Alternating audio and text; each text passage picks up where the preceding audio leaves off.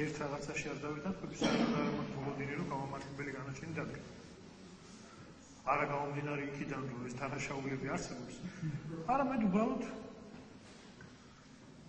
შექმნილებით არებინა გამომდინარე, თუ აქამდე მოვედით ეს, როცა არანაირი საფუძველი ჩემი შეფასებით, ჩემი წინასწარ იმრობაში ყოფნას არ ქონდა, რატომღაც ოცნების სფეროა ვიფიქრო იმაზე, რომ ამის შემდგომ მოთხეში ეს ყველაფერი ისე რადიკალურად შეიძლება, რომ გამომართლებელი განაჩენი დადგა.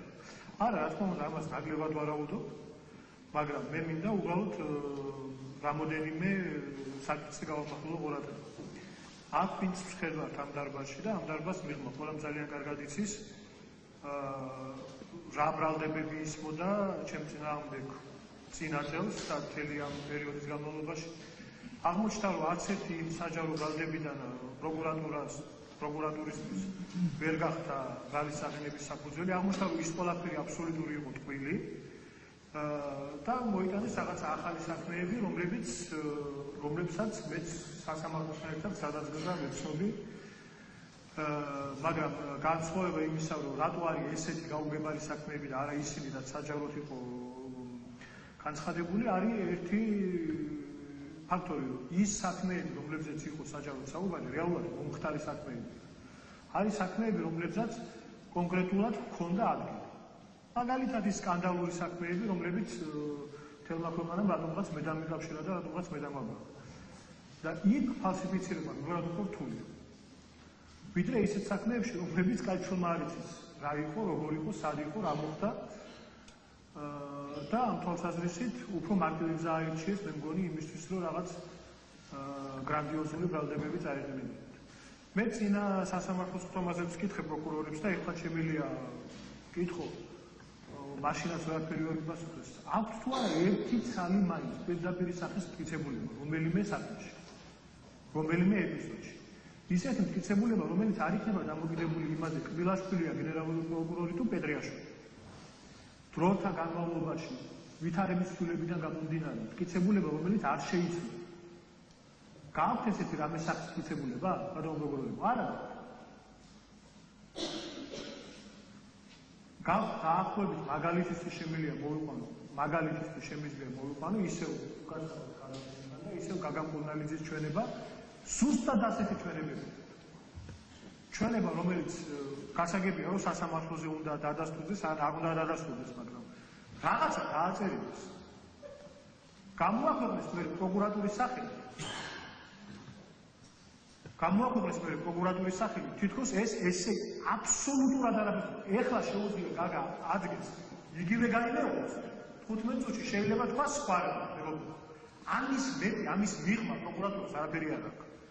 ეგ გასაგებია მე მესმის პროკურატურის ეს პოზიცია, რომ აუცილებლად უნდა რაღაც სახით წამებაში დამდორ მესმის. ჩემთვის უფრო გამაოგნებელია სასამართლოს პოზიცია, რომელიც სრულად უაპელაციო 4 წლის განმავლობაში მაყურებს უბრალოდ ციხეში ვერც კი გავიგებისას, არც პროკურორი მოსულა შედა, არც გამომძიებელი მოსულა შედა. ერთი კითხვაც კი არ არის დაუსრულს.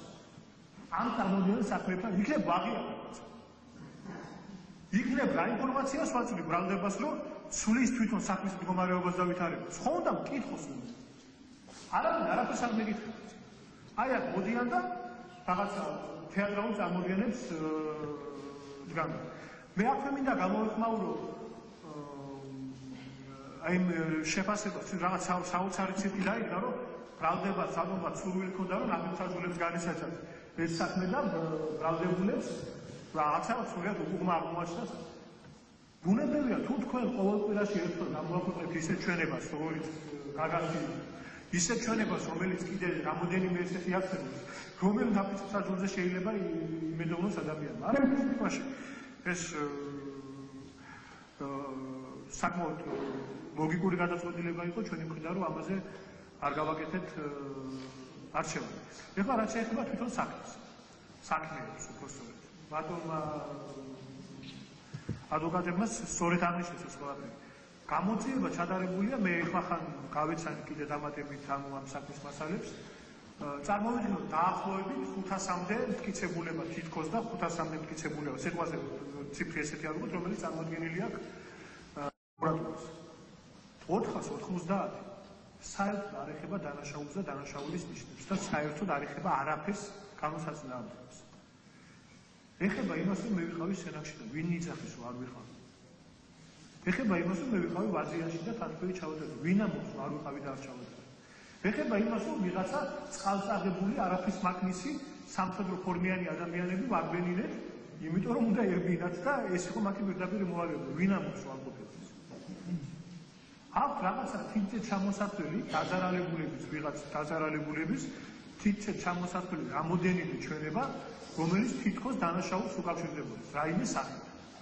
აი ერთი კითხვა დაუშვა ხვალ რომელიმე მათაგან თქვას რომ აი არ მახსოვს ან ესე არ ყოფილა ან სხვანაირად იყო. რა რჩება მე შემდგომ ამ პროკურორებს რა საკითხებულებად რჩებათ რომ საერთოდ საქმე გააგრძელოს. აბესალის ეპიზოდში ძალიან მარტივად ყოფა ყველაზე ნათელი მაგალითია, იმიტომ რომ ყველაზე ცოტა ისა პატარა ეპიზოდია. ხალხ მარტო ბრალდებული. და ერთი ადამიანი, რომელიც აქ მოვა, ყველა ძალიან კარგად ნახავს, მისი რამდენი სიტყვის დაჯერება შეიძლება, ან არ დაჯერება შეიძლება, ეს არ არის ასე ვთქვი. მაგრამ მეტი არაფერი არ არის. ჯიუტა ის ბრალდება არ არის. ჯიუტა უკანავი ყველა ნორმალური ჭკუანტყოფელი პროკურორი ამ საქმეს სასამართლომდე არ მოიყვება. ვით უმეტეს კიდევ უარესი, რომ წინა სასამართლოს სკოლაზე მოსამართლემ საერთოდ შეეძლო და ვალდებული იყო თავდაპირველი მმართველებების სხვა გადაწყვეტილებები მიიღო, მაგრამ არ მიიღო. ამასთან გვაქვს საქმე.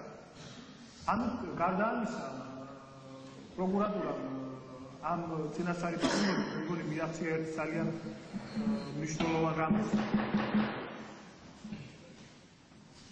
მიაღწია ძალიან მნიშვნელოვან რამეს დაცვის პოზიციები, როგორც მოგეხსენება, საკანონმდებლო დონეზეც ბევრად უფრო სუსტია ვიდრე ბრალდების და ჩემი იზოლირებით მოახერხეს არა ის არგუმენტები, რომლებიც სხვადასხვა სასამართლოს ფორმაში წარმოადგენს, თითქოს გავიქცეოდი სადმე ვინმეს ეწევას მოვახდენდი, ან ამისგან თავი კი არ დაიცოს.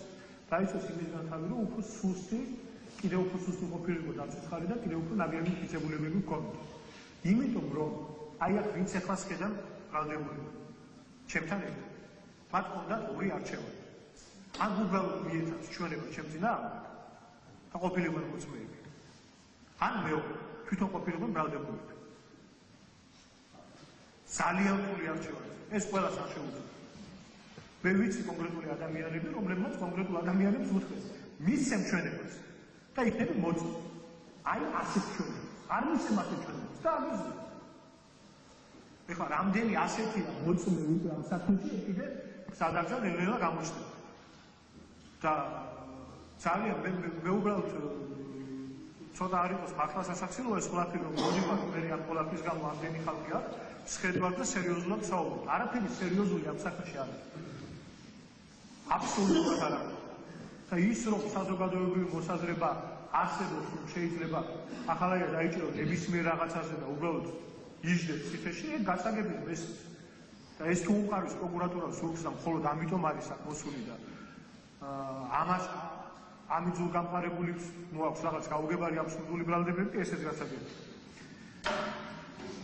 და ბოლოს რაც მინდა ვთქვა, რომ იგივეს გავიმეორებ, თვითონ პროცესის მიმართ განსაკუთრებული იმედი არ მაქვს, იმიტომ რომ სადაც 4-5 თვე ესე გაუგებრად გაგრძელდა, მე ვფიქრობ, რომ შემდეგი 4 თვეც ესეთი გაუგებარი შეიძლება აღმოჩნდეს და ბოლოს კაცი შუმაძის დაგანაჩენი დაგება, მაგრამ ერთი რაც შემიძლია კიდევ ერთხელ ვთქვა, რომ არც ერთი კონკრეტული მტკიცებულების არ ქონის გამო, ჩემი შეხედულებით დღევანდელი პროცესიც არ უნდა ტარდებოდეს. და თუ ექნებოდათ რომელიმე სახის საქმე, რომელიც რაიმე სახით შეიძლება შეიცავდეს დანაშაულების ნიშნებს, მე არც იმის პრობლემა მაქვს, რომ დანაშაულის შემთხვევაში ვთქვა, რომ კი, დანაშაულს ჰქონდა ადგილი და არც ცირკში მივიღო მონაწილეობა. მაგრამ იქ სადაც არ ქონია არაფრის ადგილი, ვერანაირ შემთხვევაში ამაზე ესე მარტივად ვერ გავატარ. და ეგ იყო რაც მინდოდა მეთქვა. დიდი მადლობა. დავჯანდეთ. ბატონ დავით.